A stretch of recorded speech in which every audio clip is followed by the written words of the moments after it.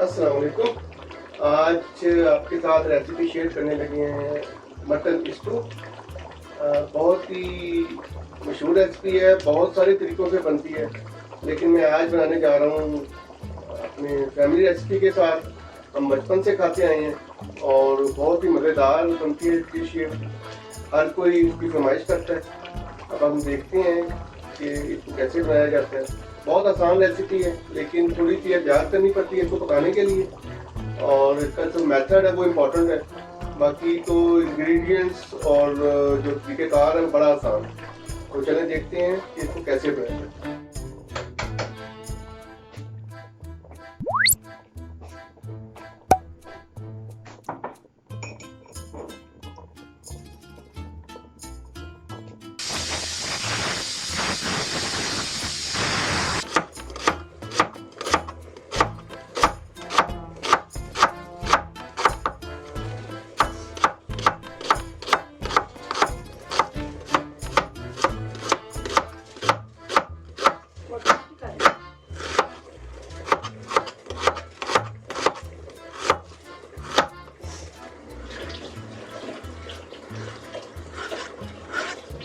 ये तकरीबन 1.5 kilo mutton है और हमने 1.5 किलो ही प्याज ले लिया है। इसको देखने ऐसे मोटा मोटा काटना है, ज़्यादा पतला नहीं काटना, वरना ये सब घुल जाएगा उसके अंदर। और ये 1.5 किलो ही दही है। हर 1 किलो के लिए आधा किलो घी है। मैं तेल ले रहा हूँ, ये 3 कप ऑयल है, यानी तकरीबन 3 पाव। अब इसमें जो मसाले जाने हैं, ये नमक, दालचीनी, ज़ीरा, सब्ज़ इलायची 4 हैं, तकरीबन 10 से 12 जो है लौंग, काली इलायची 2 है, तो कुटा हुआ धनिया है। ज़्यादा नहीं इसको पीसना, थोड़ा थोड़ा हल्का हल्का इसको क्रश करना है। 1.5 टेबल स्पून के करीब है। सफ़ेद मिर्च है, ये डाले को दखनी मिर्च कहते हैं। ये तकरीबन 1 टीस्पून है, 3 ग्राम। एक तेज़पात है और ये सुरख मिर्चें हैं कोई 15 के करीब। ये आप ज़्यादा भी डाल सकते हैं, लेकिन इनको पीसना नहीं है, ये ऐसे जाएंगी इसमें। और ये मेरा किचन है।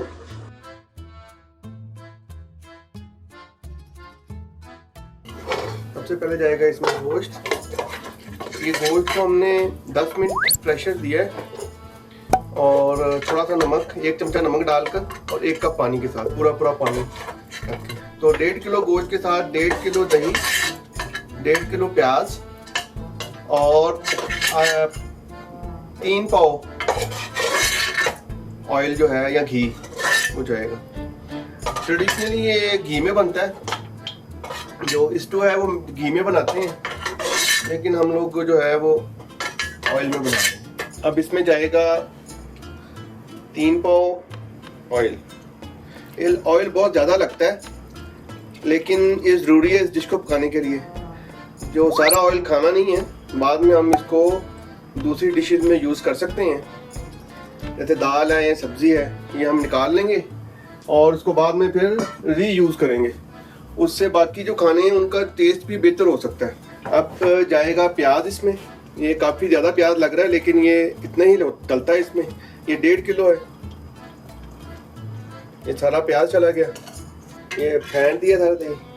अब दही को ऊपर डाल देना सारा। ये 1.5 किलो दही है। इसमें पानी बिल्कुल नहीं डालना अभी, और क्योंकि इसका जो अपना पानी है वो काफ़ी निकलता है। अब इसमें जाएंगे मसाले। ये दालचीनी है, हरी इलायची 4 अदद, 1 टीस्पून ज़ीरा, ये 1 तेज़पात है, 10 या 12 के करीब लौंग है, 2 बड़ी इलायची। ये तकरीबन 1.5 टेबल स्पून कुटा हुआ धनिया है। ज़्यादा नहीं कूटना, स्प्लिट करना है बस इसको। ये 15 से 20 सुरख मिर्चें हैं साबुत, उनको पीसना नहीं है, वरना बहुत ज़्यादा मिर्च हो जाएगी। और ये हमारे पास है सफ़ेद मिर्च है, ये तकरीबन 1 टीस्पून है। और क्योंकि हमने 1 चम्मच पहले पकाते वक्त डाला था नमक, तो अब इसमें हम 1.5 चम्मच और डाल देते हैं। बाकी बाद में एडजस्ट कर लेंगे, मुझे ज़रूरत नहीं पड़ेगी, लेकिन हस्बे ज़रूरत डाल सकते हैं। अब ये डाल दिया। अब इस नीचे पैन ऑन से जो फ्लेम है वो अब हम ऑन कर देते हैं। फ्लेम को अभी थोड़ा ज़्यादा रखेंगे। हमारी फ्लेम वैसे यहाँ पे मीडियम है, ज़्यादा तेज़ नहीं होती, तो हमने जो है ना यहाँ पे फ्लेम इसी फ्लेम पे रखना है इसको। ये देख लो बहुत तेज़ नहीं है, तो बस अब इसको आप पकने देंगे। इसको कवर नहीं करना, अगर कवर करेंगे तो बस फिर ये जो है ना सारी चीज़ें मेल्ट हो जाएंगी। जो प्याज है वो बिल्कुल घुल जाएगा। उसको खड़ा रखना है, और खड़ा रखने के लिए ज़रूरी है कि इसको खुले बर्तन में पकाया जाए तेज़ आंच पे। तो अब देखते हैं इंशाल्लाह कैसा बनता है।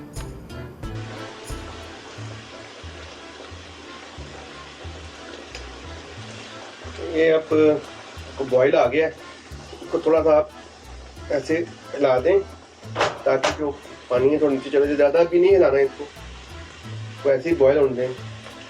और अच्छा खासा पानी निकला है इसमें से, प्याज का भी पानी निकलता है और दही का भी। बस अभी ऐसे पकेगा। इस डिश की ख़ास बात यह है कि सारा कुछ पहले डाल दिए और बस अब इंतज़ार करना है पकने का और इसको हिलाते रहना है। ज़्यादा नहीं हिलाना, कोशिश करना है कि चमचा ना चलाएं ज़्यादा इसमें, क्योंकि अगर चमचा ज़्यादा चलाएंगे तो फिर प्याज टूट जाएगा, घुल जाएगा सारा। कोशिश करनी है कि प्याज जो है वो अपनी शेप में रहे और गोश्त गल जाए। दही ने और प्याज ने अपना पानी छोड़ दिया और ये बॉयल हो रहा है पानी इसका। ये देखिए, अब जो है कोशिश हमने ये करनी है कि इसको अगर हिलाना भी है तो बहुत आराम से हिलाना है, प्याज को डायरेक्ट नहीं मारना है, ये टूट जाएगा। तो कोशिश करनी है कि प्याज जो है आपका इंटेक्ट रहे, साबित रहे और इसी तरह ये पक जाए सारे का सारा।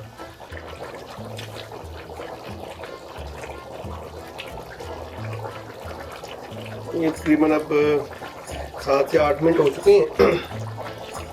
लास्ट टाइम चेक किया था, देखें बिल्कुल, ये देखें प्याज जो है वो अभी इंटेक्ट है, लेकिन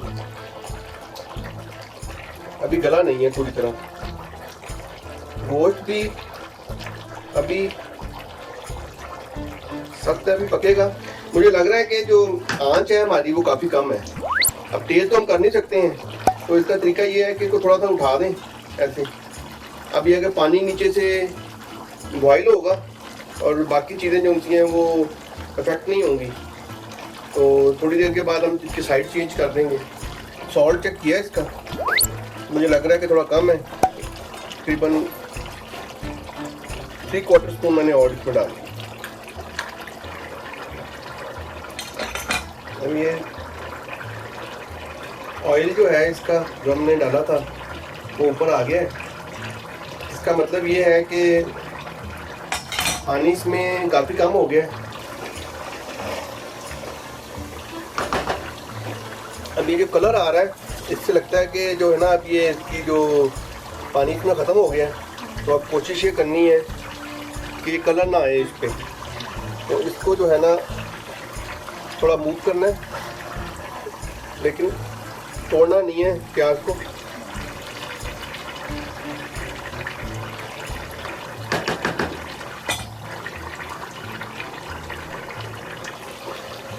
अब ये जो ऑयल है ये तकरीबन सारे का सारा ऊपर आ गया। अभी तक ये प्याज जो है बिल्कुल इंटेक्ट है। इसमें जो है सुरख मिर्च जो है वो भी साबित है और प्याज है वो भी नहीं घुला, वो भी इसकी शेप जो है वो बरकरार है और गोश्त जो है वो गल गया, घी ऊपर आ गया। तो ये सारी इसकी निशानियाँ ये हैं कि अब ये जो हमारा स्टू है ये रेडी है। अब हम इसको प्लेट आउट करते हैं। अरोमा तो बहुत अच्छा है और तो रोटी के साथ, खमीरी रोटी के साथ या घर की रोटी के साथ खा सकते हैं।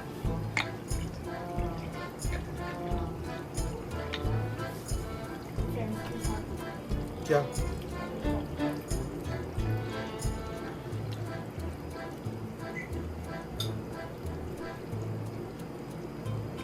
ये हमारी प्लेट है। बहुत ज़बरदस्त टेक्सचर है और बहुत ही अच्छी खुशबू है इसकी। अभी इसका हम टेस्ट करेंगे और देखेंगे कि ये कैसा बना है। अब करते हैं हम टेस्ट। तो रोटी के साथ बिस्मिल्लाहिर्रहमानिर्रहीम। तो गोश्त गल गया और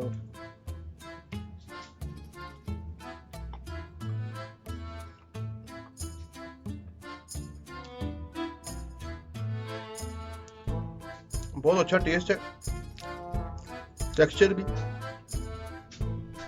बिल्कुल लाइट। ये एक डिश है। अगर आपको मिर्चें चाहिए, इसको तोड़ के मिर्चें बना सकते हैं। वैसे ये बच्चे बड़े सब बड़ी आसानी से बड़े मज़े से खा सकते हैं। Very good, excellent dish.